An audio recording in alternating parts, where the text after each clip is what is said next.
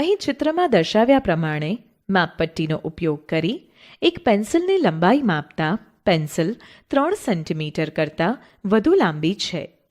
માપપટ્ટી પર 1 સેન્ટીમીટરના 10 સરખા ભાગ છે. આથી દરેક ભાગ એ સેન્ટીમીટરનો 10મો ભાગ છે. તેને અપૂર્ણાંક સ્વરૂપે 1/10 લખાય. 1 સેન્ટીમીટરના 10મા ભાગને 1 મિલીમીટર કહે છે. તેને દશાંશ સ્વરૂપે 0.1 સેન્ટીમીટર લખાય અને 1 સેન્ટીમીટર એમ વંચાય.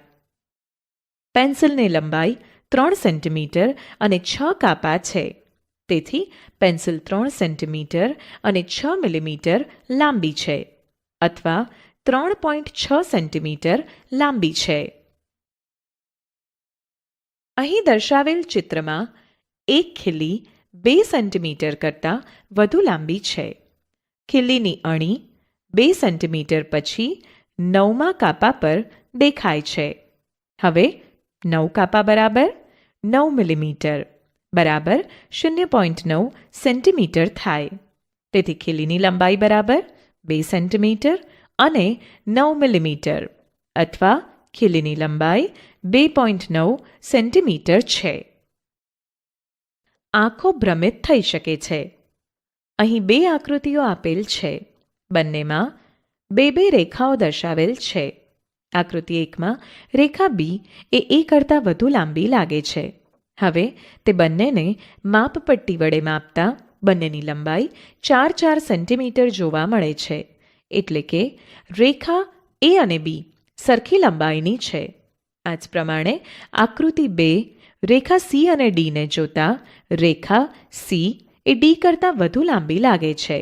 હવે રેખા સી અને ડીને માપપટ્ટી વડે માપતા બંનેની લંબાઈ 3 સેન્ટીમીટર છે. આમ બંનેની લંબાઈ સરખી છે.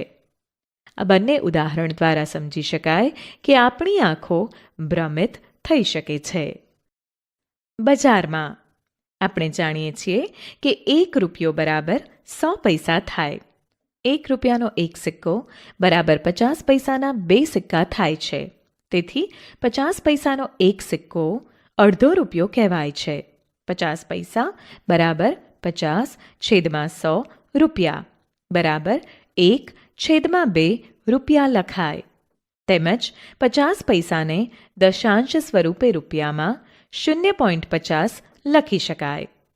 તેવી જ રીતે 1 રૂપિયાનો એક સિક્કો બરાબર 25 પૈસાના 4 સિક્કા થાય છે. 25 પૈસા બરાબર 25 - 100 રૂપિયા બરાબર 1/4 રૂપિયા થાય અને 25 પૈસાને દશાંશ સ્વરૂપે રૂપિયામાં 0.25 લખાય.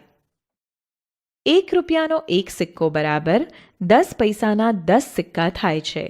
10 પૈસા બરાબર 10/100 રૂપિયા બરાબર 1/10 રૂપિયા થાય અને 10 પૈસાને દશાંશ સ્વરૂપે રૂપિયામાં રૂપિયા 0.10 લખાય. 1 રૂપિયાનો એક સિક્કો બરાબર 5 પૈસાના 20 સિક્કા થાય છે. 5 પૈસા બરાબર 5/100 રૂપિયા.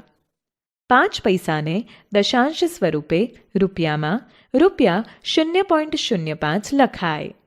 75 પૈસા બરાબર 75/100 રૂપિયા બરાબર 3/4 રૂપિયા થાય અને 75 પૈસાને દશાંશ સ્વરૂપે રૂપિયામાં રૂપિયા 0.75 લખાય તથા 99 પૈસા બરાબર 99/100 રૂપિયા થાય અને 99 પૈસાને દશાંશ સ્વરૂપે રૂપિયા 0.99 લખાય. ઉદાહરણ: અરુણ પાસે 5 રૂપિયાનો એક સિક્કો, 1 રૂપિયાના 2 સિક્કા તથા 50 પૈસાના 4 સિક્કા છે. તે રૂપિયા 8.75 કિંમતનો એક સાબુ ખરીદે તો તેની પાસે કેટલા પૈસા બાકી રહે? બાકી રહેતી રકમ રૂપિયામાં દર્શાવો. ઉકેલ: અરુણ પાસે 5 રૂપિયાનો એક સિક્કો બરાબર રૂપિયા 5 ગુણ્યા 100 પૈસા બરાબર 500 પૈસા. 1 રૂપિયાના 2 સિક્કા બરાબર રૂપિયા 2 ગુણ્યા 100 પૈસા બરાબર 200 પૈસા. 50 પૈસાના 4 સિક્કા બરાબર ₹50 ગુણ્યા 4 પૈસા બરાબર 200 પૈસા. કુલ 900 પૈસા થાય. તેથી અરુણ પાસે કુલ 900 પૈસા થાય. હવે એક સાબુની કિંમત ₹8.75 બરાબર ₹8 ગુણ્યા 100 પૈસા વત્તા 75 પૈસા બરાબર 800 પૈસા 75 પૈસા બરાબર 875 પૈસા છે. હવે અરુણ પાસેના 900 પૈસામાંથી સાબુની કિંમત 875 પૈસા બાદ કરતા 25 પૈસા વધે. હવે 25 પૈસા બરાબર 25/100 બરાબર ₹0.25 થાય. આમ અરુણ પાસે ₹0.25 બાકી રહે. રંગબેરંગી ડિઝાઇન. અહીં દર્શાવેલ ડિઝાઇનમાં 10 ઊભી પટ્ટી 10 સમાન ખાનામાં વિભાજિત છે. તેમાં બધા મળીને કુલ 100 ખાના છે. તેમાં વાદળી, લીલો, લાલ, પીળો, કાળો અને સફેદ રંગ જોવા મળે છે. ડિઝાઇનમાં કુલ 100 ખાના છે.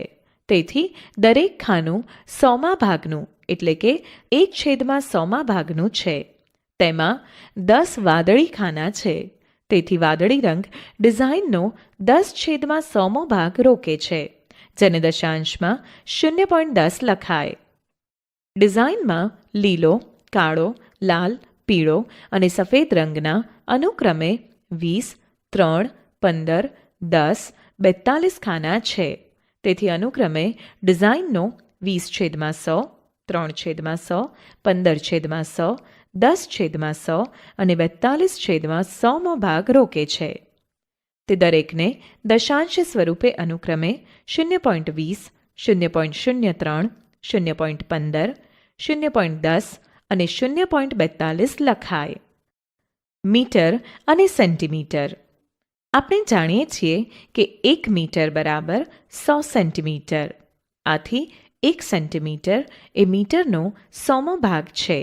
તેથી 1 સેન્ટીમીટર બરાબર 1/100 મીટર બરાબર 0.01 મીટર લખી શકાય. તેથી 3 મીટર અને 45 સેન્ટીમીટર બરાબર 3.45 મીટર. 99 સેન્ટીમીટર બરાબર 0.99 મીટર. 1 મીટર અને 5 સેન્ટીમીટર બરાબર 1.05 મીટર એમ મીટરમાં દર્શાવી શકાય.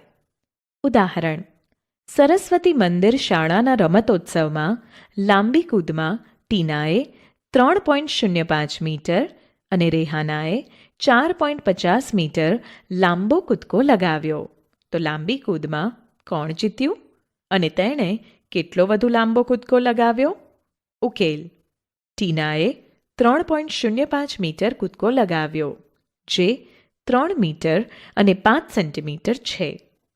તેવી જ રીતે રેહાનાએ 4.50 મીટર કૂદકો લગાવ્યો, જે 4 મીટર અને 50 સેન્ટીમીટર છે. રેહાનાએ ટીના કરતાં વધુ લાંબો કૂદકો લગાવ્યો છે. તે બંનેની બાદબાકી કરતાં 1.45 મીટર મળે. આમ રેહાના લાંબી કૂદમાં જીતે છે અને તેણે ટીના કરતાં 1.45 મીટર વધુ લાંબો કૂદકો લગાવ્યો છે.